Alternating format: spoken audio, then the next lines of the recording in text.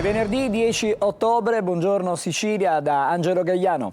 E buongiorno da Emanuela Corsi. Con Emanuela andremo a leggere fra non molto i quotidiani regionali, legati anche in parte alle notizie che vi proporremo, che vi proponiamo in questo primo segmento di trasmissione. E cominciamo subito con la vicenda di Mario Biondo, il cameraman palermitano che è stato trovato morto, impiccato 12 anni fa nella sua casa di Madrid. Ieri c'è stata una conferenza stampa proprio in Spagna e per la prima volta un tribunale spagnolo ha riconosciuto la possibilità che possa essersi non trattato di suicidio, ma vediamo i particolari in questo servizio. Abbiamo sempre urlato che è stato un omicidio, che volevamo sapere la verità. Lo urlano da sempre. Mario non si è suicidato. Una battaglia che non si è mai fermata, quella di Santina e Pippo Biondo, i genitori del cameraman palermitano trovato impiccato il 30 maggio 2013 nella sua casa di Madrid, in Spagna, che non hanno mai creduto al suicidio e che oggi trova un nuovo punto di svolta. 12 anni dopo l'archiviazione del caso, il Tribunale di Madrid ha ammesso per la prima volta che Mario potrebbe non essersi tolto la vita, riconoscendo gravi negligenze nelle indagini iniziali e avallando la tesi stabilita nell'agosto 2022 dal Tribunale di Palermo che non escludeva l'omicidio. Adesso anche 3 giudici qui in Spagna dell'audienza provinciale confermano quello che ha detto l'Italia. Oggi a Barcellona, in Spagna, la famiglia di Mario ha incontrato la stampa, ricostruito il percorso giudiziario e annunciato i prossimi passi. Però non mi puoi dare il contentino dicendo sì è un omicidio, però ti archivio, non ti do possibilità di aprire il caso. No, io voglio che si apra il caso, infatti i nostri avvocati stanno già preparando per fare un ricorso alla Corte Costituzionale qui in Spagna. Se anche la Corte Costituzionale ci dovrebbe chiudere le porte per quanto riguarda le indagini, perché ormai che è stato omicidio è stato acclarato anche qui. Allora ci rivolgeremo alla Corte di Strasburgo. Misteri, insabbiamenti, ipotesi che puntano sulla vita della vedova di Mario, nota conduttrice TV spagnola, e sul cugino di questa. Ma a Pippo e Santina non importa nulla, vogliono solo sapere chi ha ucciso loro figlio e poi un'unica certezza. Al cimitero dicevo, io ti prometto, in ginocchio mi sono messa, che non mi fermerò fino a quando tu non avrai giustizia, che se dovessi morire ci sono i miei figli, c'è mio marito, ci sono i miei figli, ci sono i miei nipoti. La generazione è larga, come dicono qua, lunga, ampia. E allora, cominciamo subito con questa storia che va avanti da tanti anni, adesso però c'è uno spiraglio per avere giustizia per questa famiglia. Sì, è diventato un cold case questo di Mario Biondo, perché sono passati appunto 13 anni, la famiglia non si arrende, ma finalmente c'è anche una svolta che dà sostegno alla loro tesi, cioè Mario non si è suicidato, ma evidentemente è stato ucciso. Allora andiamo a vedere sulla prima pagina di Repubblica Palermo la famiglia Biondo, ecco nel taglio basso, diteci la verità sulla fine di Mario. Allora andiamo a vedere all'interno questa notizia, pagina 6. La famiglia Biondo che chiede appunto la verità. Ieri c'è stata questa conferenza stampa a Madrid, loro dicono Mario non si è suicidato, lo ripetiamo dal primo minuto, e ora finalmente dopo 13 anni anche un tribunale spagnolo ha riconosciuto che la sua morte potrebbe non essere un suicidio. Dicevamo, conferenza stampa a Barcellona dei genitori del cameraman che è stato trovato morto in casa. A Madrid era il 30 maggio 2013. Lui è stato trovato senza vita nel suo appartamento di Madrid, dove conviveva con la moglie, la presentatrice spagnola Raquel Sánchez. Ci sono dei dubbi anche sulla moglie, chiaramente è tutta una presunzione questa. L'avvocata Lopez della famiglia ha spiegato che la sentenza Aiello, quindi del Tribunale di Palermo, non incolpa né scagiona alcuna persona, ma analizza una serie di prove, una serie di contraddizioni che suggeriscono appunto che Mario non si suicidò.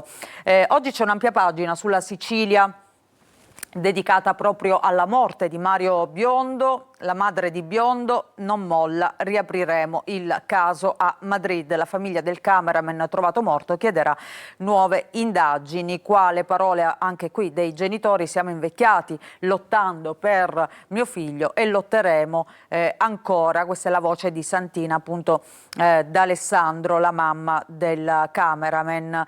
E qui vediamo Mario Biondo, appunto, sul quale adesso la Spagna ha ammesso che non si è trattato di suicidio. L'Audiencia Provincial di Madrid 2 giorni fa ha emesso un provvedimento in cui riconosce per la prima volta che ci sono degli indizi che la morte potrebbe non essere stata appunto un suicidio. Anche qui troviamo le parole della mamma che abbiamo sentito nel servizio. Ci rivolgeremo al Tribunale Costituzionale spagnolo la prossima settimana ufficialmente che vengano riaperte le indagini. I nostri legali avvieranno tutte le procedure legali efficaci per riottenere la riapertura del caso.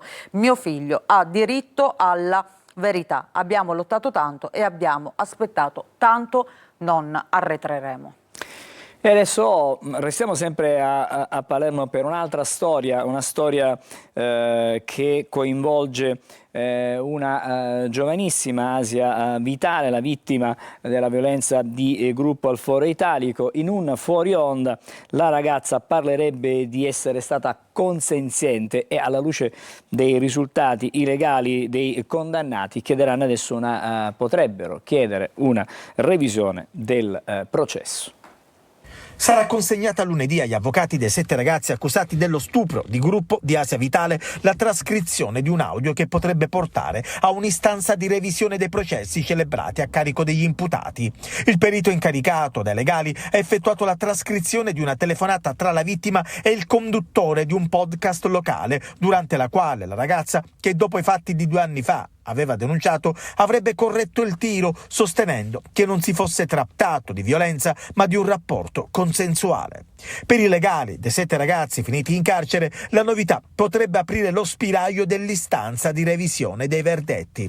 A carico del branco c'è però un video girato da Angelo Flores, il più grande dei 7 che riprese la violenza. Nel filmato si sente chiaramente la ragazza chiedere al gruppo di lasciarla andare. Asia Vitale, contattata al telefono dalla nostra redazione, ha comunque smentito di avere cambiato la sua tesi e che a favore suo parlano le sentenze e le registrazioni audio e video della notte di luglio 2023. Altro episodio che riguarda la Vitale è invece legato a qualche giorno fa, quando la ragazza inseguiva con un coltello in mano il fidanzato che fuggiva in bicicletta.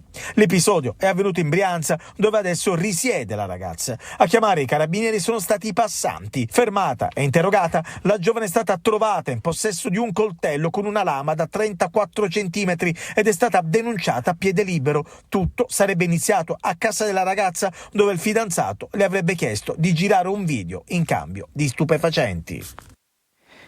Torniamo ai giornali e vediamo come questa notizia viene riportata. Non solo questo, ci sono anche delle novità, mi pare di capire, che potrebbero arrivare. Sì, allora intanto vediamo sulla Gazzetta del Sud lo stupro al Foro Italico di Palermo, in un fuori onda la nuova versione di Asia. In una telefonata la giovane parlerebbe di rapporto consensuale, quindi non di stupro di gruppo. Gli imputati quindi pronti a chiedere la revisione del processo, ma c'è stato un altro stupro su Asia e sempre al Foro Italico. E allora andiamo a vedere nell'articolo. Non è la prima volta che Asia ha dichiarato di essere stata vittima di violenza. Già nel 2022 aveva accusato un cugino, Giancarlo Padiglione, di averla drogata e abusata nel retro della sua pizzeria. L'uomo però è stato assolto con formula piena perché il giudice ha ritenuto la versione della ragazza contraddittoria e priva di riscontri. Pochi mesi dopo Asia aveva parlato di un altro tentativo di violenza davanti al Teatro Politeama a inizio giugno del 2023, svelando di essere stata avvicinata da 2 conoscenti e di essersi difesa spruzzando contro di loro lo spray al peperoncino. Anche gli avvocati difensori dei ragazzi avevano documentato una serie di comportamenti ritenuti inopportuni da parte della giovane, alcuni finiti agli atti del processo, che si sarebbero verificati nei mesi precedenti allo stupro del Foro Italico. Intanto c'è questa questa sua confessione, queste parole che potrebbero diventare un oggetto di un documento per quanto riguarda il processo del Foro Italico. Potrebbe essere consegnata lunedì la trascrizione dell'audio che è stato registrato tra lei e Gioacchino Gargano, che è il conduttore di questo programma Sperone Podcast, che poi, guarda caso, è lo stesso che era finito al centro delle polemiche per l'intervista alla figlio di Totò Riina. Nella conversazione la 21enne avrebbe accennato a un rapporto consensuale con i suoi 7 aggressori, quindi in contrasto con quanto dichiarato in aula e anche prima, naturalmente. Le sue dichiarazioni, la sua denuncia ha dato il via poi alle indagini e al processo. Il file, al vaglio di un perito, sarà acquisito dai legali dei 7 che intendono utilizzarlo chiaramente per chiedere la revisione. E poi, come dicevamo prima, c'è quest'altra violenza sessuale sempre avvenuta al Foro Italico a distanza di pochi mesi. Anche qui una coincidenza che colpisce 2 violenze sessuali sempre che hanno la stessa vittima e sempre nello stesso posto. Adesso voltiamo decisamente pagina perché parliamo di politica. Sono acque agitate nella maggioranza di centrodestra alla Regione. Ieri sera c'è stato il via libera alla manovra finanziaria quater, ma la maggioranza è apparsa spaccata. Soltanto 17 gli articoli sono saltati, 17 gli articoli vengono bocciate, sono state bocciate tutte le norme che erano care al governatore. Sentiamo. Una vera e propria Caporetto. La finanziaria quater si trasforma in una disfatta per la maggioranza di centrodestra in Sicilia. 3 volte impallinata durante il voto della mattina, poi una sospensione di mezz'ora che invece dura 3 ore, durante le quali i capigruppo incontrano il presidente dell'Arsi in sala lettura insieme all'assessore Dagnino, ma non si riesce a trovare la quadratura del cerchio. Impazzano le voci di un ritiro dell'intera manovra, ma non andrà così. Si torna in aula poco dopo le 17:30 e l'assessore all'economia propone uno stralcio di 20 articoli. Chiediamo scusa, non era questo il servizio, magari più avanti ve lo proporremo, ma intanto vi posso aggiornare su questa vicenda dicendo che nella giornata di lunedì è stato convocato un vertice di maggioranza, quindi i partiti che compongono, che sostengono il governo Schifani si ritroveranno per confrontarsi su quanto avvenuto ieri in aula. Ma intanto vediamo la vicenda come è trattata questa mattina sui quotidiani. Sì, vediamo la Sicilia di oggi che scrive Ars, manovrina e maggioranza a pezzi, Schifani e Galvagno ai ferri corti e crisi, bocciate norme chiave, asse Fratelli d'Italia e MPA con le opposizioni, stacchi la spina. Questo è insomma il volere nei confronti di Schifani, ma il governatore invece dice io vado avanti. E poi, come dicevi tu, appunto lunedì vertice di maggioranza per risolvere questa crisi evidente appunto tra Schifani e i suoi alleati di governo. Dicevamo Schifani che vuole andare avanti, dice non a zero un bel nulla. Sono gli altri che se vogliono devono assumere decisioni conseguenti.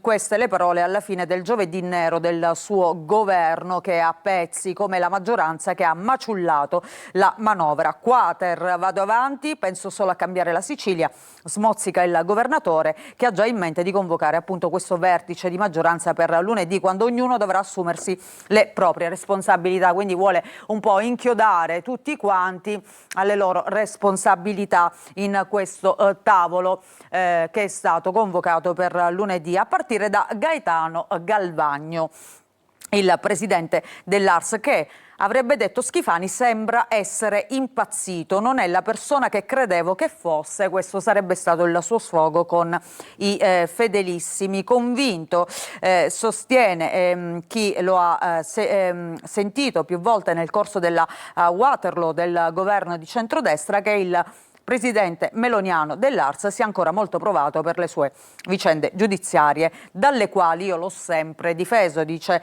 sempre Schifani, fino al punto di aver perso la lucidità per rivestire il suo ruolo. Quindi mette un po' in discussione la lucidità in questo momento di Galvagno, appunto dopo le vicende che lo hanno riguardato. Ma ci sarebbe anche un retroscena che racconta sempre la Sicilia oggi, cioè che quella di Galvagno sia invece una vendetta pianificata e non un colpo di testa. Te la farò pagare, avrebbe detto il Golden Boy meloniano davanti a testimoni, a chi? A Luca Sammartino, che tra l'altro è appena rientrato in giunta, reo a suo dire di aver occupato una casella sanitaria, parliamo di quella del direttore sanitario di Catania, assegnata invece a Fratelli d'Italia. Quindi insomma ci sono delle motivazioni chiaramente, dei retroscena anche dietro questa mancanza di appoggio nei confronti di Schifani. Tutto ruota sempre attorno alle famose nomine che hanno diviso fortemente Schifani e soprattutto Fratelli d'Italia. Ma vediamo anche l'apertura un po' di tutti i giornali. Oggi vediamo anche Repubblica Palermo che scrive: Ars, manovra a pezzi e maggioranza spaccata, la ritirata di Schifani, le variazioni di bilancio impallinate con una raffica di voti segreti, Forza Italia, DC e Lega fuori dall'aula, Fratelli d'Italia sostiene la legge invece con l'opposizione. Vengono bocciate decine di norme dal Capodanno di Piazza, di Messina e Palermo ai contenziosi che pendono su Sicilia Digitale. Poi oggi c'è anche un'intervista a Lombardo, leader dell'MPA: un errore non ritirare le norme, la coscienza è a posto, dice Lombardo. Bene, grazie. Allora adesso invece ci occupiamo della flottiglia e soprattutto della sorte delle due siciliane che sono state e che sono ancora detenute in un carcere di massima sicurezza di Tel Aviv. Abbiamo parlato anche con la sorella di una detenuta, trattamenti disumani, ci ha raccontato. Sentiamo e vediamo il servizio. Noi le prime notizie le stiamo avendo adesso, da poco abbiamo saputo che li stanno trattando malissimo, che ci sono stati abusi fisici, umiliazioni, trattamenti disumani. Schiaffi, abusi fisici, umiliazioni e tirate di capelli è il trattamento ricevuto dalle due siciliane fermate a bordo della nave Conscience della Freedom Flottiglia, ora rinchiuse nel carcere di massima sicurezza di Tel Aviv. La sorella di Elisabeth ha avuto tramite legali di Avvocati Senza Frontiere poche notizie, poco confortanti, che ha nascosto alla mamma che ha gravi problemi di salute e che continua a chiedere dove si trova la figlia. Sono private di cibo e acqua, costrette ore inginocchiate sotto il sole. Elisabeth sapeva a cosa andava incontro, ma il suo ideale ha vinto la paura. Mi ha detto: certo che ho paura, però tu pensa che quello che stiamo subendo e che subiremo noi è una minima parte di quello che sta subendo il popolo palestinese. In carcere insieme ad Elisabeth c'è un'altra siciliana, Laura Cardile, regista e documentarista originaria di Calatabbiano, anche lei a bordo della Conscience insieme a medici, infermieri e giornalisti. La decisione sulla loro liberazione è attesa in giornata. A riferircelo è l'avvocato Pao Giovannetti Pietro, legale dell'associazione no profit che li sostiene. Oltre alla liberazione dei detenuti è richiesta la restituzione delle imbarcazioni della Freedom Flottiglia che, ci spiega l'avvocato, hanno rappresentato un grandissimo impegno economico.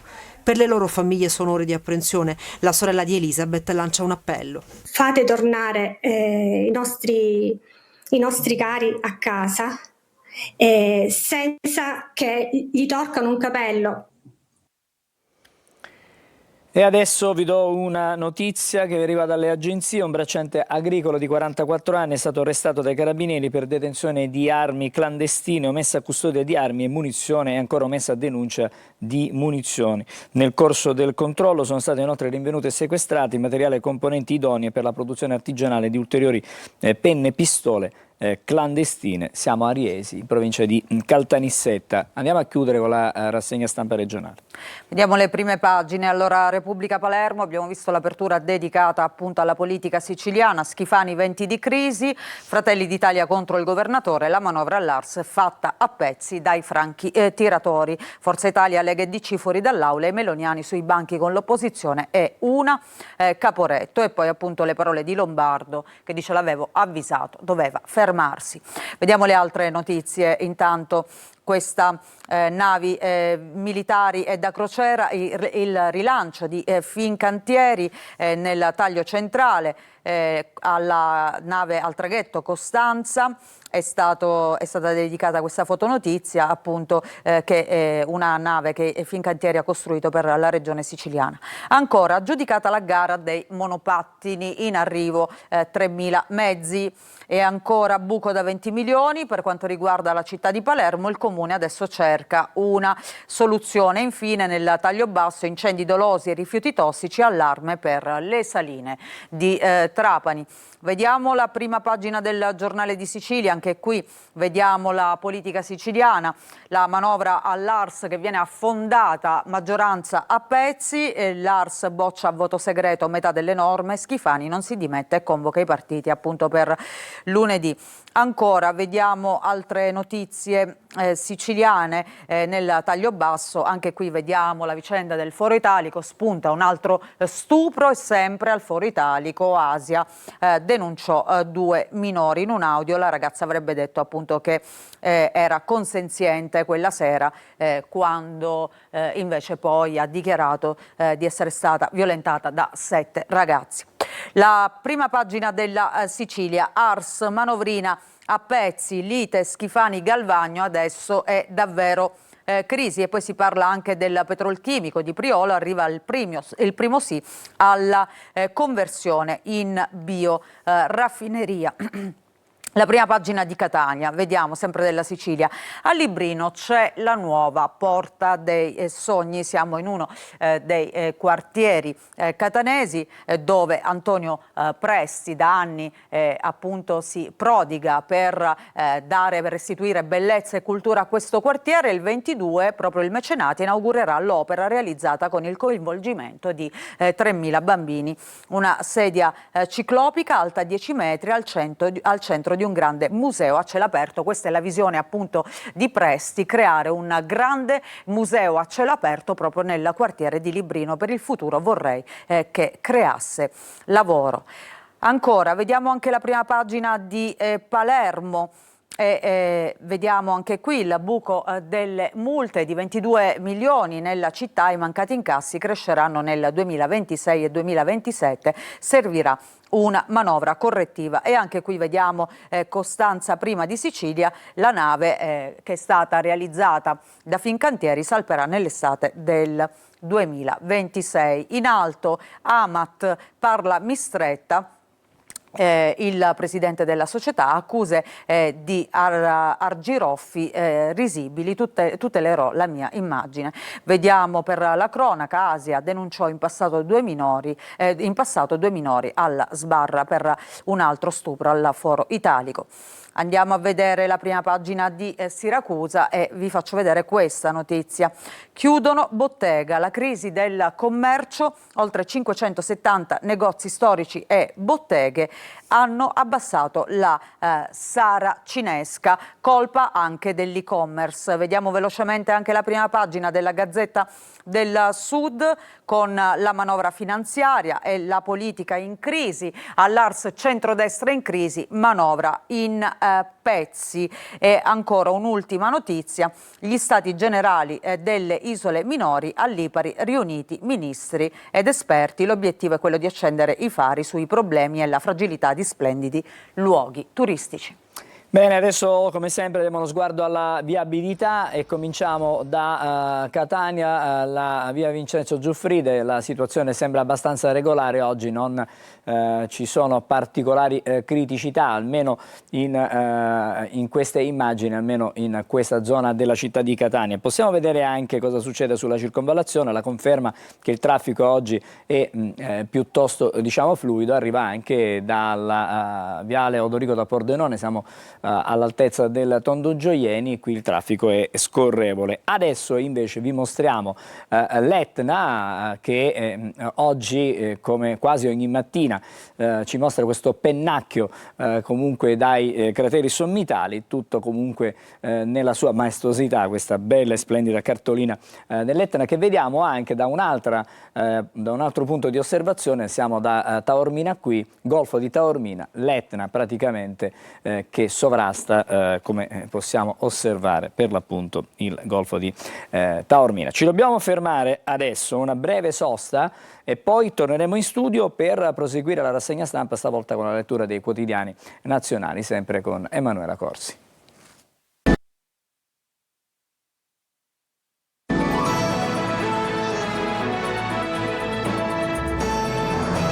È il momento adesso di leggere i quotidiani nazionali. Torniamo allora in postazione della rassegna stampa con Emanuela Corsi.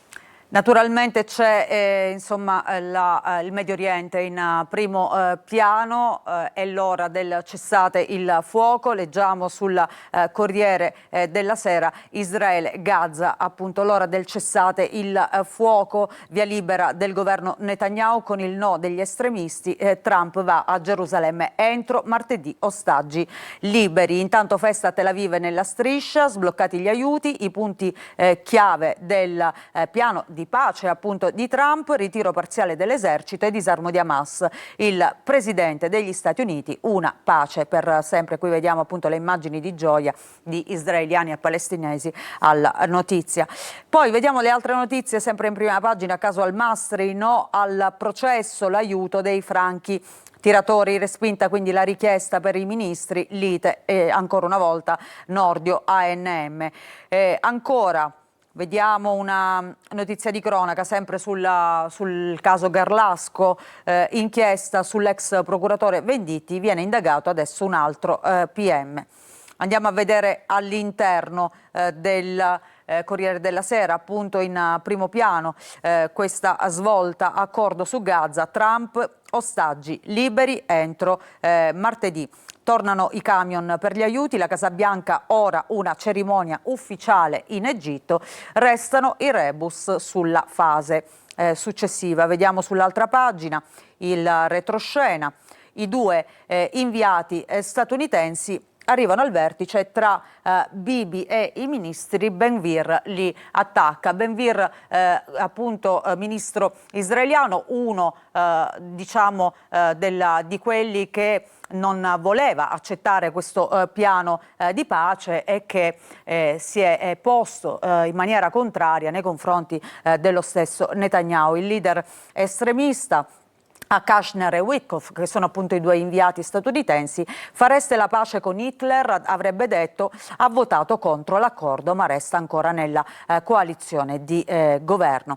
E poi intanto quelle reazioni, canti, lacrime, braccia al cielo da Tel Aviv alla striscia, Israele, l'attesa in piazza degli ostaggi, nei campi profughi. Respiriamo. E poi c'è un'intervista, mio zio è sopravvissuto a 482 giorni di prigionia, la paura è ancora tra noi, parla la nipote di Gadi Moses, era isolato e affamato, viene considerato un eroe.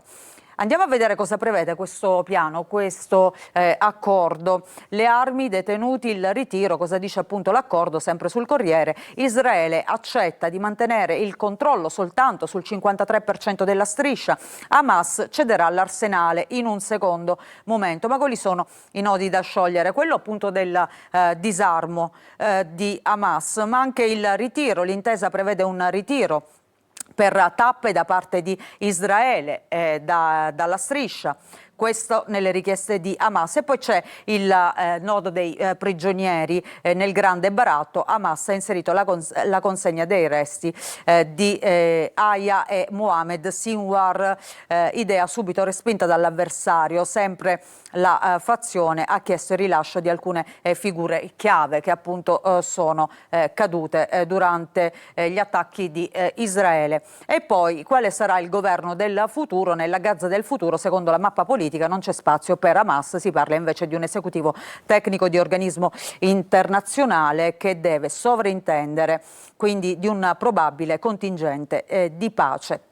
Andiamo ancora a vedere i prigionieri, chi è ancora nelle mani di Hamas, i 48 nel mondo di sotto, gli ostaggi che sono ancora a Gaza. E qui appunto ci sono tutte le fotografie, ci sono padri di famiglia, giovani musicisti, attori, soldati dispiegati il 7 ottobre, l'ansia naturalmente delle famiglie, tra di loro ce ne sono tanti che sono anche morti. Oggi sul Corriere veniamo invece in Italia, si parla di 2 casi di cronaca, intanto questa terribile che ci ricorda un'altra vicenda di cui abbiamo parlato solo pochi mesi fa, quella di Chiara Petrolini che aveva dato alla luce 2 bambini e li aveva sotterrati nel giardino di casa. Ecco, c'è un altro caso che arriva da Reggio Calabria, soffocò i figli neonati, arrestata una 25enne. I corpi erano stati nascosti, pensate, nell'armadio. Il sospetto addirittura di un terzo infanticidio, però in questo caso viene indagato il fidanzato che sapeva appunto di queste gravidanze e forse di questi bambini che non voleva. E poi dicevamo il caso Garlasco, oggi su tutti i giornali, corrotto con lo sconto su un'auto, indagato il PM che era con Venditti. L'inchiesta sul sistema Pavia, un altro filone appunto dell'inchiesta madre, quella sulla morte di Chiara Poggi, perquisito il suo ufficio nel Palazzo di Giustizia di Milano. Andiamo a vedere La Verità. Con Garlasco in prima pagina, lo scandalo è in toga, perquisito un altro magistrato, corruzione e peculato, queste le accuse, nei guai pure il braccio destro di Venditti, quindi insomma una vicenda che si allarga a macchia d'olio. Il Giorno, il titolo, 2 popoli, una speranza, questa l'apertura. Andiamo a vedere Avvenire che scrive invece la gioia della pace. Vediamo velocemente appunto i titoli di oggi. 2 popoli, una speranza, naturalmente anche il titolo del Resto del Carlino. Vediamo il Messaggero, Gaza, fine di un incubo. Ma vediamo anche le altre notizie. Un fondo pensione per i neonati, rottamazione, fuori i furbetti. Questo per quanto riguarda la manovra finanziaria. L'idea di un contributo per la previdenza, niente pace fiscale invece per i recidivi. Vediamo sul Sole 24 Ore. Sempre a proposito di manovra, buone notizie per i bonus casa che dovevano cessare il 31 dicembre di quest'anno, invece verranno prorogati anche nel 2026. Confermati incentivi per le prime abitazioni al 50% e per le seconde case al 36%, naturalmente per quanto riguarda le ristrutturazioni. Sullo sconto mobili c'è ancora un'incognita e poi c'è l'ultimo addio al super bonus. L'ultima prima pagina, vediamo Italia Oggi, il fisco va in aiuto dei salari sugli aumenti retributivi, effetto di rinnovi contrattuali a partire da gennaio 2026. Si pagherà soltanto il 10% di IRPEF per 3 anni. Queste le proposte del ministro Calderone per la legge di bilancio. Bene, grazie. Più avanti torneremo di nuovo a leggere sui quotidiani nazionali magari delle curiosità, ma intanto ci dobbiamo fermare ancora una volta e poi i primi ospiti della mattinata. Buongiorno Sicilia.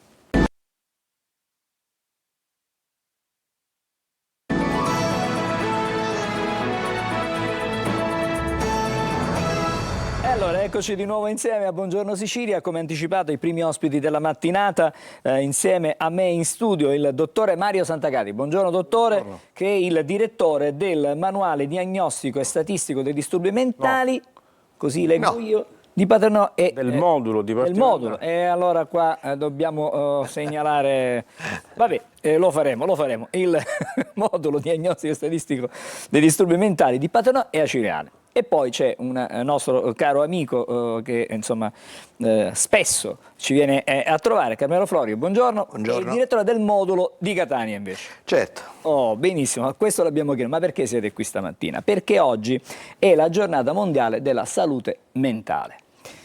Devo dire che sono tanti i problemi legati a questa materia. E introdotta fra le altre cose questa giornata un po' di tempo fa, siamo nel 1992, perché è stato necessario segnalare questa giornata sul calendario come tante altre giornate? Perché forse non venivano presi in considerazione in maniera giusta diciamo quelli che sono i problemi di chi vive questa realtà? Ma diciamo intanto utilizziamo un motto che è quello di non c'è salute senza salute mentale. Oggi si stressa molto questo concetto non solo della salute mentale ma del benessere mentale.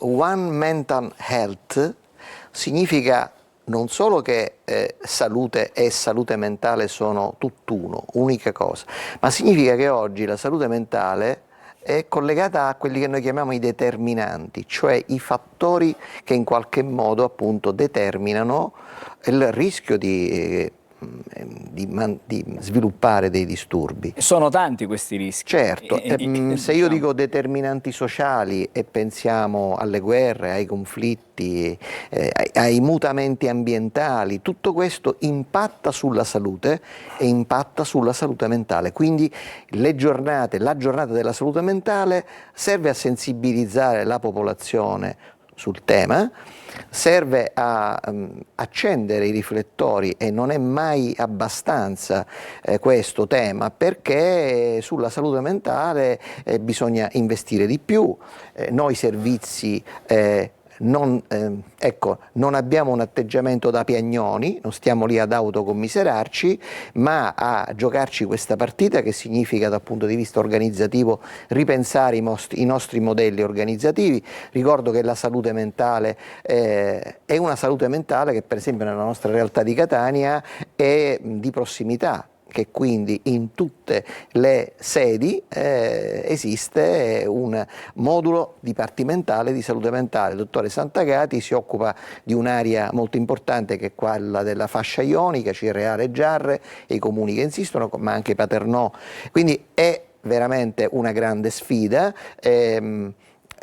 Stiamo accendendo appunto i riflettori a Catania su 3 location, 3 luoghi alla Villa Comunale di Acireale, ma all'interno della Cittadella dello Sport, nell'Aula Magna del Cus Catania, perché la salute mentale non riguarda soltanto i professionisti medici, ma riguarda pluriprofessionalità. La nostra cifra è proprio lavorare in equipe, lavorare il più possibile integrandoci con le realtà nel programma che, voglio ricordare, oggi sono quasi 100 piazze italiane, 100 luoghi italiani. Un numero importante. La Sicilia ha risposto alla grande, circa 15 sedi in tutte le province. Da Palermo sono oggi a Piazza Politeama, noi saremo appunto in queste 3, voglio ricordare Caltagirone, il luogo sarà simbolico, iconico direi, che è quello del Tribunale di Caltagirone, perché fra i temi che sono all'ordine del giorno è quello degli autori di reato e i disturbi mentali. Quindi, come vedete, un programma ricco e anche tanta... Cercheremo anche di capire quali sono queste attività, certo. Però stabilito che quello della salute mentale è un diritto universale, partiamo da qui. Ci sono ovviamente, servono delle attività per promuovere che cosa? Che cosa va promosso da questo punto di vista?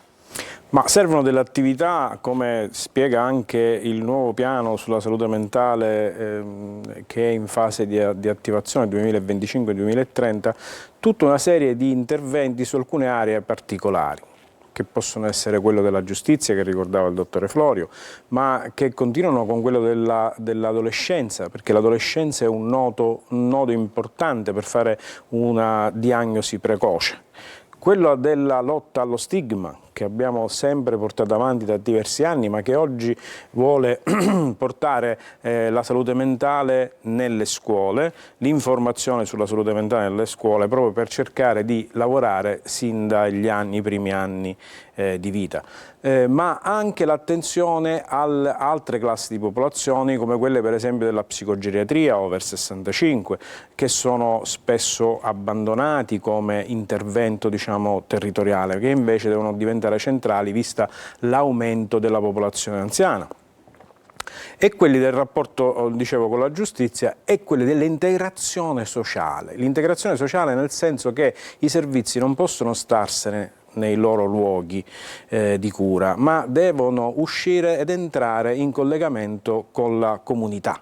Quindi siamo quasi porta a porta, a domicilio? Ci arriviamo a questo concetto? Domicilio, storicamente ci siamo sempre andati vicino, anche se la nostra organizzazione non deve comprendere solamente il rapporto col paziente, ma includere in questo la popolazione e l'aspetto, del terzo settore dei comuni. Allora, c'è un piccolo contributo che insomma in qualche modo un testimonial di questa giornata. È una persona molto cara a tutti noi, un conterraneo, un grandissimo artista, lo state già vedendo sull'Edwall, che è Mario Biondi. Sentiamo le sue parole. Salve a tutti, sono Mario Biondi e sono qui per ricordarvi che il 10 di ottobre sarà la giornata nazionale della salute mentale. Quindi vi prego di prestare attenzione a questa giornata, è una giornata importante per tutti. Non è una cosa che tocca solo pochi. La salute mentale è importante per tutti, è fondamentale per tutti ed è fondamentale per la convivenza di tutti. Mi auguro che le istituzioni si prendano sempre più cura di questa importante cosa in questa nostra vita, la salute mentale. Il 10 ottobre. Allora, vorrei ricollegarmi a quello che diceva prima il dottore Santagati, perché poi per poter fare tutte queste cose serve una rete. Certo. Serve una collaborazione fra diversi professionisti, ma non solo professionisti, ma anche parliamo di associazionismo. Bene, ti ringrazio per questa domanda. Io penso che la locandina, questa vignetta, ringrazio intanto Mario Biondi di questo contributo e ringrazio anche Roberta Lunghi che è stata il mio gancio per avere questo contributo da Mario Biondi. La locandina di Totò Calì, che voi ben conoscete, credo che sia molto rappresentativa di quello che noi vogliamo dire. Vedete che ci sono delle gru in questa locandina e c'è tante persone, perché il modello di salute mentale è un modello che noi vogliamo che sempre sia più comunitario. Comunitario significa che certamente noi trattiamo le situazioni di emergenza, le situazioni acute, si parla più della psichiatria si parla quando ci sono fatti di cronaca che ovviamente pongono delle domande e degli interrogativi, allora la psichiatria rischia di diventare un contenitore di tutto quello che è più difficile da spiegare.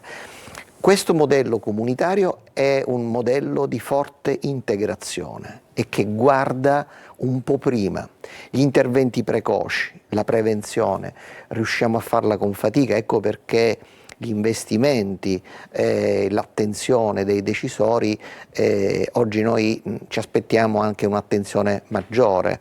Devo dire che la Sicilia rispetto alle altre regioni italiane spende un po' di più, ma non basta. Noi servizi stiamo facendo un grande lavoro all'interno di tipo riorganizzativo, di rivedere un po' in base a quello che diceva il collega Santagati i nuovi bisogni, i disturbi del neurosviluppo, quello che si chiama più conosciuto i disturbi dello spettro autistico, ma anche altri nuovi bisogni assistenziali che richiedono risposte multiple. C'è una parola americana che si chiama stepped care, che significa in qualche modo immaginare per gradi l'intensità, e questo in tempi di razionalizzazione delle spese significa governare meglio queste complessità, cioè non soltanto un modello generalista tutto e tutti, ma modulare l'intensità e gli interventi. Quindi questo è un grande sforzo, come anche uno sforzo è quello di coniugare il nostro lavoro con i risultati, quelli che si chiamano indicatori di esito. Come faccio io a capire se le cose che sto facendo sono appropriate, sono fatte bene? Ce lo dicono gli indicatori. Quindi la nostra azienda è impegnata in un grande sforzo di coniugare i dati epidemiologici, cioè quello che noi vediamo dal punto di vista dei dati, con le nostre attività, con un grande sforzo rispetto al dialogo con tutti gli attori. Oggi io ringrazio i comuni, da Cirreale a Catania, ma anche gli altri che non sono citati in questa locandina, che noi sentiamo sempre più vicini, perché anche i sindaci, che sono espressione dei loro cittadini, hanno sempre più chiaro il loro ruolo, che è un loro ruolo di forte integrazione. Abbiamo un minuto prima di salutarci. Dottore Santagati, questa è una giornata che viene celebrata con degli appuntamenti diciamo specifici, particolari, con un programma, però Non è che c'è la giornata e poi ci si scorda di tutto. Questo è quello che dico io. Allora l'attività deve essere quotidiana. Certo, no, certo, è chiaro, la giornata serve a porre l'attenzione pubblica su questi temi, è chiaro che noi continuiamo e stiamo, come diceva il direttore, stiamo portando avanti un programma organico che continua giorno per giorno, sia dal punto di vista formativo che dal punto di vista di ricerca, ma anche dal punto di vista proprio di presenza sul territorio, che ovviamente è attiva e presente 24 ore su 24. Allora, buon lavoro, Grazie. che sia una giornata proficua davvero di risultati, più che altro, perché poi il confronto serve a portare dei risultati, nel confronto ci si migliora, diciamo così. Grazie a Carmelo Florio, che è il direttore del modulo diagnostico e statistico dei disturbi mentali. Ci siamo là? Non è così, DSM. DMS, beh, più semplice, va bene. Va bene, e grazie anche al dottore Mario Santagati, che rappresenta però, mentre il dottore Florio, Catania, le piazze, diciamo così, le città di Paternò, Acireale, tutta la costa ionica, parte della costa ionica. Buon lavoro per questa giornata. Grazie ancora. Ci dobbiamo fermare, ma per pochissimo, perché poi ci occuperemo di altro. Fra poco vedremo di capire in che cosa consiste l'aumento, diciamo, del stipendio dei consiglieri comunali a Catania, chi ha votato contro, chi ha votato a favore e come mai si è fatto in questo momento. Ne parleremo con il Presidente del Consiglio Comunale di Catania. A fra pochissimo. Bentrovati a questo nuovo appuntamento con Trebi Meteo, una giornata di venerdì con un contesto anticiclonico su gran parte della nostra penisola. Il tempo torna ad essere per lo più stabile ed ampiamente soleggiato, solo qualche disturbo sulle isole maggiori poiché influenzate da un'area di bassa pressione sulla Spagna orientale. Anche la Sicilia dunque ne sarà soggetta, principalmente nelle ore pomeridiane, nelle zone interne, nelle zone anche più orientali si potranno sviluppare nelle ore pomeridiane localizzati piovaschi, ma per lo più di breve durata. Si starà bene nel corso delle ore pomeridiane. Le temperature massime di fatti nelle diverse zone saranno anche prossime ai 25 e 27 gradi. La giornata di sabato sarà comunque discreta, ampiamente soleggiata, ma ancora qualche disturbo nelle ore pomeridiane sarà possibile sull'isola. Ventilazione in prevalenza debole, poche variazioni termiche. Ulteriori dettagli ed approfondimenti come sempre vi attendono sull'app di Trebi Meteo. Oggi 10 ottobre è la giornata mondiale della salute mentale. Il World Mental Health Day è un'iniziativa che si celebra il 10 ottobre di ogni anno. Istituita nel 1992 dalla Federazione Mondiale per la Salute Mentale e riconosciuta dall'Organizzazione Mondiale della Sanità, promuove tramite campagne e attività la consapevolezza e la difesa della salute mentale contro lo stigma sociale. Il tasso di persone colpite da disturbi mentali è aumentato a livello globale, ma è sempre più riscontrato che con le giuste strutture sociali e istituzionali la prevenzione dei disturbi mentali e il benessere di ogni cittadino del mondo è possibile. Non solo in riconoscimento dei suoi profondi insegnamenti, ma anche come tributo all'energia creativa, alla purezza dello stile e alla forza lirica che caratterizza il suo capolavoro di poetica. Con questa motivazione, il 10 ottobre del 1906 viene assegnato il premio Nobel per la letteratura a Giosuè Carducci. Fu il primo italiano a riceverlo, morì 4 mesi dopo.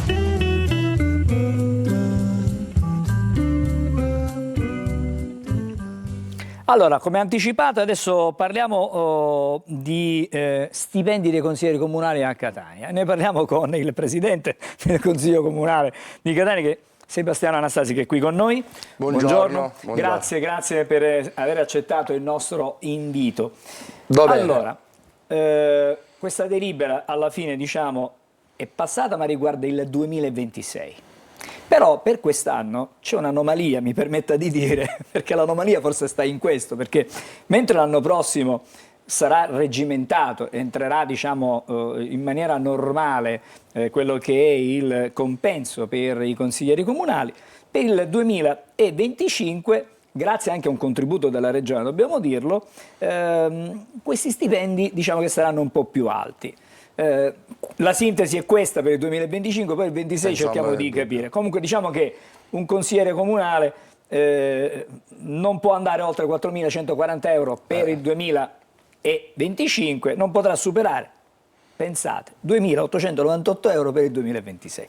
Da cosa nasce, diciamo, tutta questa querelle, e se c'è effettivamente una querelle? No, la querelle non c'è.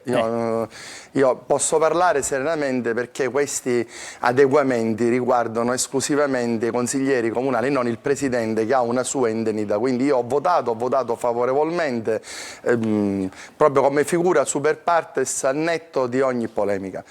Chiariamo che quando parliamo di denaro pubblico, quando parliamo di fondi, in un momento ovviamente sempre più delicato dei comuni e con la gente che fa fatica ad arrivare alla fine del mese, occorre il massimo rispetto e la massima delicatezza, perché alcune volte ci addentriamo in materie tecniche, però i cittadini che sentono dall'altro lato non capiscono, fanno l'equazione a aumento e giustamente hanno le loro ritrosie.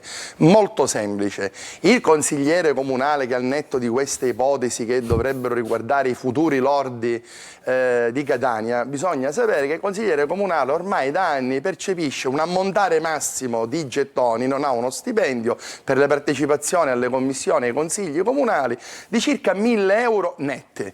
Vi posso assicurare che è sicuramente tra le indennità cumulative più basse delle città metropolitane rispetto a Palermo e a Messina, ma percepisce tanto quanto, poco più o addirittura poco meno, di un comune minore come può essere un comune attiguo da Gravina o a Misterbianco, che non ha le incombenze di un grande comune come Catania. Molto semplice. La legge regionale prevede da tabella chiara e netta che un consigliere comunale e un consigliere circoscrizionale, diciamolo pure, percepisca il 30% dei rispettivi presidenti. A Catania, non so per quale motivo, evidentemente per un'interpretazione errata, per una svista, veniva applicato il 25%. Che cosa può accadere semplicemente? Un consiglio comunale tra i meno venali, perché nessuno ha sollevato la questione negli anni passati, si è scoperto questo inghippo. Potrebbe accadere che un consigliere comunale, faccio un esempio, che vada a ricoprire il ruolo di assessore, poi finisce di fare l'assessore, poteva richiedere, ovviamente attraverso un suo diritto, questi compensi, e quindi si sarebbero generati danni, si sarebbero generati interessi e sarebbero stati poi dati a tutti i consiglieri. Quindi l'amministrazione comunale, attraverso le risorse umane, l'assessore Viano Lombardo, ha colmato questo gap e ha portato la delibera in aula. Presidente, però cos'è che stride un pochettino? Capiamo quello che ci ha spiegato lei, però nel momento in cui l'ente vive ancora del dissesto, perché sulle casse del comune pesa il dissesto e quindi molte cose non possono essere pianificate, l'attività in qualche modo è, non dico rallentata, però circoscritta a determinate cose, perché quello non si può fare cioè, la gente comune, la gente da casa dice: ma come? Siamo in dissesto e c'è l'aumento? No, pertanto perché c'è un contributo straordinario della Regione e la Regione l'ha dato nella misura in cui, proprio perché il Comune in questa fase di dissesto dovrà essere riproposto, perché non è detto che venga riproposto. Per tutto il resto sono dei fondi vincolati relativi praticamente alla gestione degli amministratori che non possono essere spesi in maniera diversa. Mi ripeto, però ripeto sempre una cosa, io lo dico molto chiaro. In questi giorni in un municipio di Catania c'è un consigliere che ha una pendenza perché è stato fatto un ricorso. Gli auguro ogni bene, mettiamo questo ricorso passi, lui sarà dimissionario. Sarà nel diritto di quel consigliere, probabilmente non lo farà come non l'hanno fatto altri, richiedere ovviamente questa mancata applicazione, che è competenza dell'aula consiliare, e dovranno dare a lui e a tutti gli altri gli stessi compensi con gli interessi. Quindi non devi dare un danno, perché poi queste cose succedono e costa molto di più, a maggior ragione che siamo in una fase delicata dell'ente, si è preferito fare questa scelta. Ma le dirò di più. Noi siamo in una fase momentanea, quindi non è detto che poi tutto vada avanti così, perché siamo molto responsabili, che chiamiamo in questo momento il comune in bonis. Poi vedremo più avanti, perché questo consiglio comunale, come il precedente, come quello di 5 anni prima, come quello dell'amministrazione Stanganelli, non ci ha pensato 2 volte a mettere appunto le indennità cumulative dei gettoni dei consiglieri tra le più basse della Sicilia. Quindi quel giorno, durante i lavori d'aula, è stata mia premura, oltre che rispondere io, far rispondere il ragioniere generale, che ha detto che ovviamente nell'assestamento di bilancio, nell'avanzo, ovviamente questo era previsto e noi lo sapevamo, e c'erano tutti gli equilibri finanziari che non mettevano l'ente a rischio. Allora, parliamo invece della salute delle casse, sì, diciamo, dell'ente, perché sappiamo che probabilmente, forse, alla fine dell'anno Catania potrebbe uscire potrebbe, utilizziamo sempre il potrebbe. Allora, ovviamente la diciamo così, in questo momento l'amministrazione comunale, come la precedente, sta compiendo un poderoso lavoro, ma noi dobbiamo dire solamente grazie agli uffici di Ragioneria Generale, dove con pochissimo personale, questo è il vero dramma, con pochissimo personale riescono a fare i salti mortali in una materia che è diventata delicatissima e difficilissima da gestire. Consideriamo che tutte le città hanno questi problemi. Catania è stata precursitrice perché Catania non è una capitale. Che se voi andate a vedere tutte le capitali del mezzogiorno d'Italia, nessuna va in dissesto perché essendo la capitale si tende ad aiutarla. Catania è stata la precursitrice del dissesto, sono state fatte scelte poderose con iniziative che sono state emulate anche da altri comuni. Noi dobbiamo tanto ringraziare il precedente assessore al bilancio, dottor Roberto Bonaccorsi, che ha aperto praticamente la strada, e si sta lavorando e siamo in maniera ottimistica in una buona fase, ma il problema è tecnico. Il problema del comune di Catania sul dissesto sono la massa debitoria, perché ci sono questi debiti in cui tanti debitori non intendono accettare la contrattazione per accontentarsi del 30, del 40, del 50, 60%, tra cui i grossi gruppi, le banche, i grossi creditori ovviamente non accettano. Quindi questa massa che non è stata smaltita dalla Commissione straordinaria di controllo impatta sulle casse comunali, e su questo anche si sta cercando un aiuto dalla normativa nazionale per affrontare la questione, perché altrimenti il comune, se non ci fosse questo, già sarebbe in condizioni veramente ottimali. Un'ultima osservazione e poi la lasciamo al suo lavoro. In Consiglio che cosa arriverà di importante da qui a breve? Guardi, in questo momento in questa consigliatura sono arrivati solo atti importanti proprio di natura finanziaria, tantissimi. Noi per la prima volta, dico, ma anche nel passato, ora con un po' più di attenzione, noi viaggiamo alla media di un consiglio praticamente alla settimana con atti deliberativi che farebbero tremare i polsi a tutti quanti, perché dobbiamo dire che alla fine sì, il ragioniere dà i dati, il ragioniere generale, sì, la giunta deliba, ma è il Consiglio Comunale che approva, e quindi siamo chiamati noi in caso di danno o di errori a corrispondere. Sì, ma c'è il parere dei revisori, ma sei tu che approvi. Quindi sono stati atti e sono momenti importanti che stiamo meno superando. Quello che attendiamo di importante, attendiamo veramente con un cuore grande e con tanta speranza il piano regolatore, perché quella è l'unica salvezza della città anche per la rinascita economica, perché se non c'è un tessuto produttivo e non si incamerano nuovi fondi, nessun comune può andare avanti. Grazie al Presidente del Consiglio Comunale di Catania, Sebastiano Anastasi, buon lavoro. Grazie. Buon lavoro. Ci fermiamo ancora, fra poco ci collegheremo con Palermo per parlare di economia e delle imprese, soprattutto piccole e medie imprese che patiscono la pressione fiscale, e cercheremo di capire se ci possono essere, non dico delle vie di uscita, però come sopravvivere nelle difficoltà di gestire la pressione fiscale. A fra pochissimo.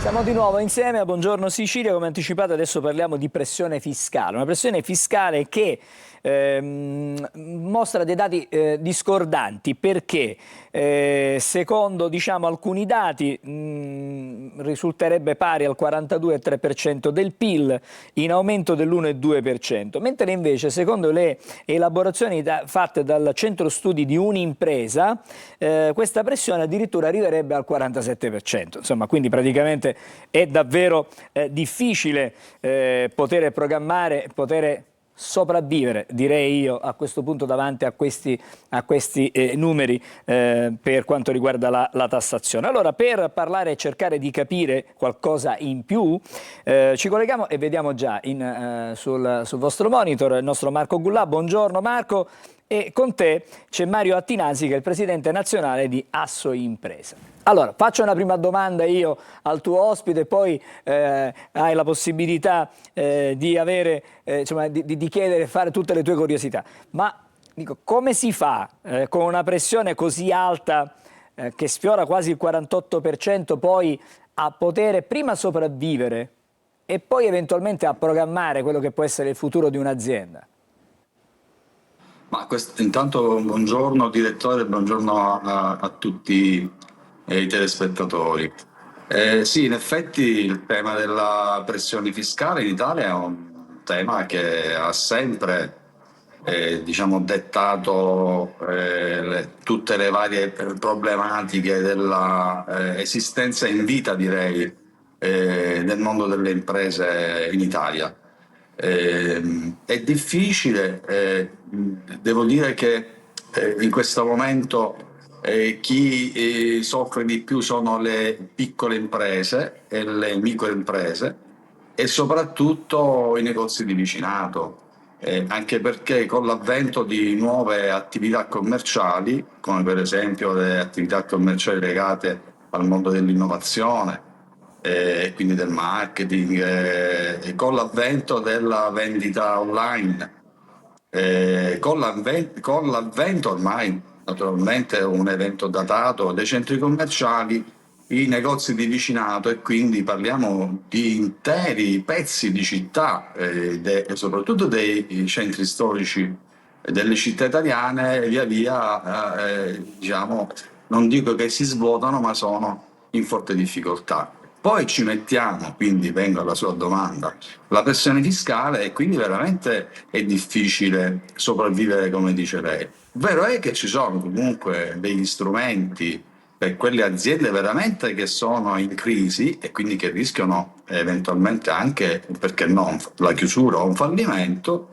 Ci sono degli strumenti legali che il governo ha messo a punto negli ultimi anni che parlano di sovraindebitamento e quindi quando siamo davanti a questi casi allora bisogna rivolgersi ai consulenti specializzati ma anche alle camere di commercio delle città più importanti perché si è in tempo a prevenire eventuali chiusure. Certo, però il tema della pressione fiscale rimane e bisogna comunque avere coraggio. Io, diciamo, se fossi io governo, avrei più coraggio e punterei ai modelli che non sono quelli nostri, ma per esempio ai modelli americani, dove c'è una tassazione fissa, dove si dà spazio, diciamo, alle imprese, all'imprenditore ad avere anche dei margini e degli utili, perché altrimenti non viene premiato il rischio dell'impresa e anche la capacità dell'imprenditore.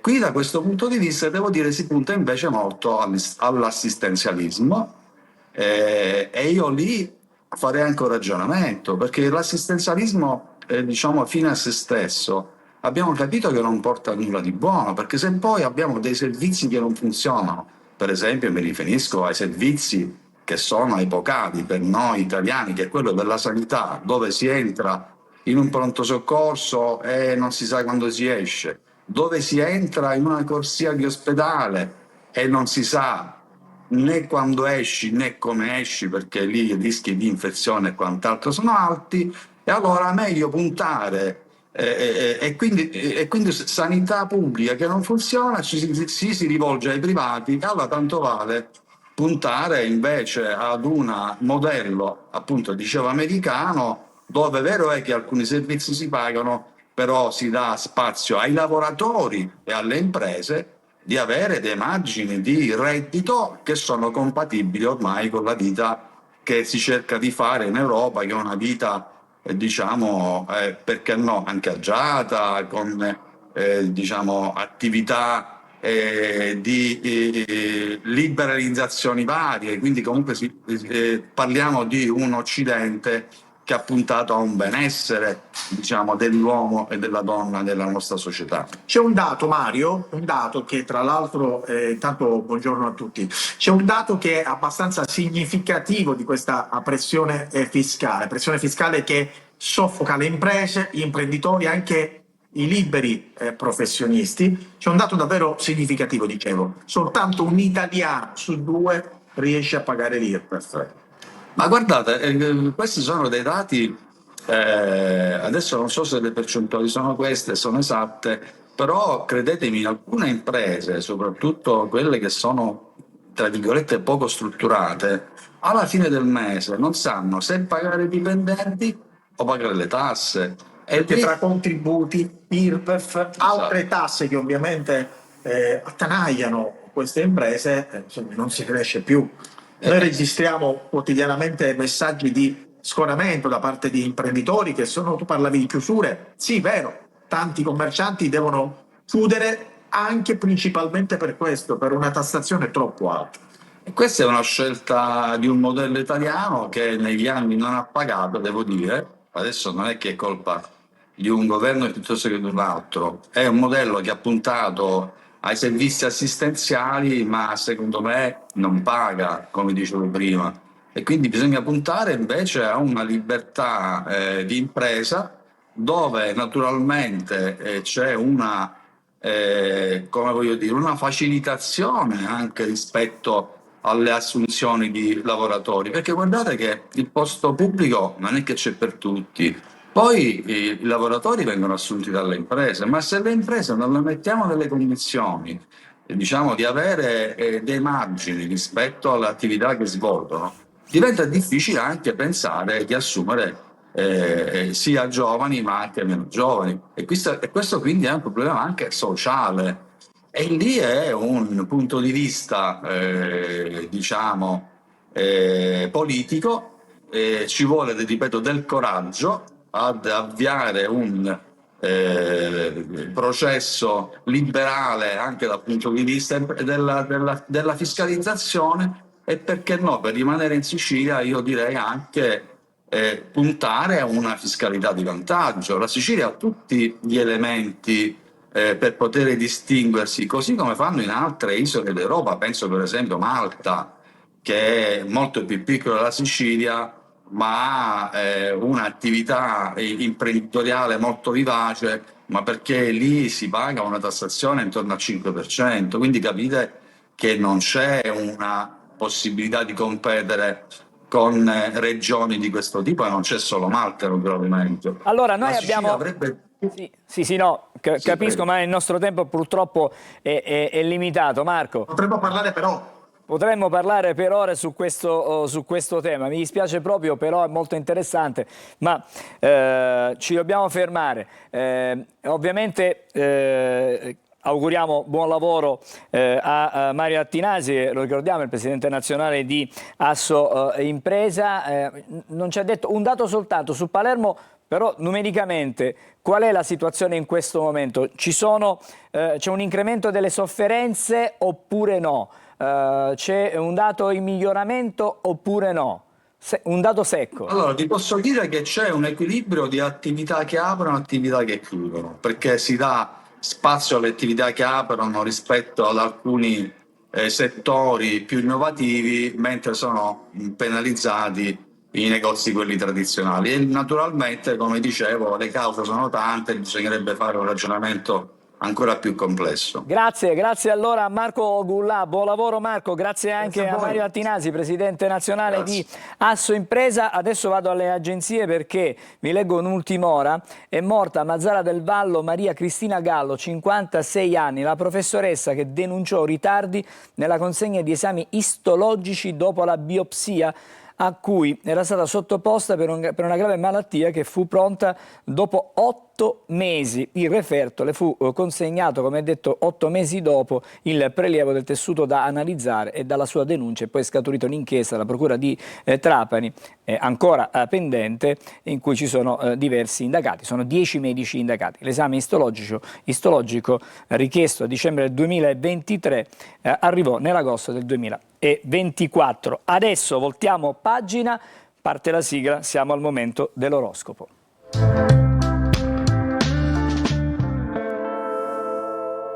Buongiorno a Marco Amato e la sua tazzina con una camicia che è coloratissima stamattina. Buon caffè, siamo nel fine settimana, quali sono le previsioni per questo weekend?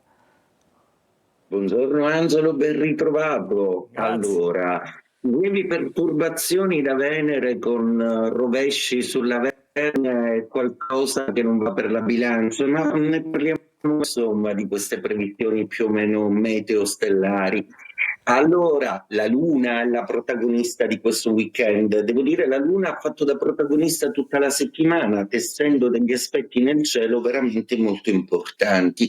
La Luna che da Toro passa a Gemelli, congiungendosi a Urano, per cui questi 3 giorni di weekend saranno particolarmente all'insegna della comunicazione e tante novità. Non sarà un weekend di riposo, soprattutto per tutta l'area della comunicazione, degli eventi e delle novità, proprio perché Urano porta questo. Comunicazione, novità, e l'area dei Gemelli rappresenta appunto quella del sociale. Dunque succede che per Ariete arriva una ventata di aria fresca, comunicano gli Ariete in maniera nuova, in maniera più dinamica, più sociale, escono un po' dal loro guscio e smettono un po' di pretendere, ma acquisiscono maggiore simpatia. Oro, la Luna vi ha carezzato abbastanza in questi giorni, ma adesso vi chiede di essere molto lucidi e anche di ragionare un po' su quello che può essere un'innovazione importante, una svolta nella vostra vita. Parlate col partner appunto di come volete reimpostare il lavoro e la vostra vita. I gemelli, ecco, sono un po' i protagonisti di questo fine settimana. I gemelli che dopo un po' di confusione trovano finalmente una via, una quadra, ed è finalmente il momento di partire con nuove imprese, nuove iniziative, posti nuovi, lavori nuovi. Ecco, sorprendente per voi il cielo, godetevelo tutto. Cancro, proprio perché la Luna è la vostra signora zodiacale, siete sulla cresta dell'onda, una Luna piena di novità, un Cancro che in genere ama i cambiamenti dolci, morbidi. Non ci saranno proprio questo fine settimana, ma porterete una serie di sorprese a chi vi ama, ma non solo, anche imprevisti piacevoli per voi. Leone, per voi questa configurazione lunare porta equip, lavoro di squadra, novità, sovraesposizione, come piace un po' a voi che siete protagonisti e capitani della vostra nuova impresa, della vostra nuova vita. Vergine, per voi è una luna di quadratura, quindi ci sono le solite insicurezze in amore, un po' di distanza, qualcuno parte, qualcuno arriva, un po' di sacrificio in amore, insomma, bilancia, ottimo per voi perché la luna è di trigono, per cui tutti i cambiamenti che avete fatto ora cominciano a dare risultati e potete un po' elucubrare questo weekend su come li avete apportati. Scorpione, per voi la Luna si toglie dall'opposizione già, respirate di più. Luna in posizione neutra, ma con Marte e Mercurio nei vostri gradi avete già i vostri da fare, quindi va bene così. C'è già fin troppo. Sagittario, per voi la Luna è d'opposizione, quindi una Luna che fa calare un po' l'umore, una Luna che mette in discussione l'affetto, gli affetti, il rapporto io-altri. Capricorno, per voi la Luna è in una posizione neutra, ma avete tutta il sostegno di Venere, per cui godetevi l'amore e questo weekend riposate. Acquario, Luna di trigono per voi, per cui una Luna piena di novità, non vi fermerete un attimo questo weekend, sarete stanchissimi ma felici e paghi di aver fatto un ottimo lavoro. Pesci, per voi Luna di quadratura, avete proprio bisogno di riposo e di reimpostare le cose in maniera nuova, anche perché vi aspettano in prospettiva delle cose importanti e in più c'è un ripensamento rispetto ad una valutazione affettiva e di stima di qualcuno che avete lasciato nel passato. Riflettete un po'. E detto questo, auguro a tutta la Sicilia buon weekend. Buongiorno Sicilia. Grazie Marco, buon fine settimana anche a te, ci ritroviamo lunedì. Adesso vediamo invece gli appuntamenti importanti del fine settimana nella nostra... E anche per questo fine settimana è tutto. Vi auguriamo un buon weekend.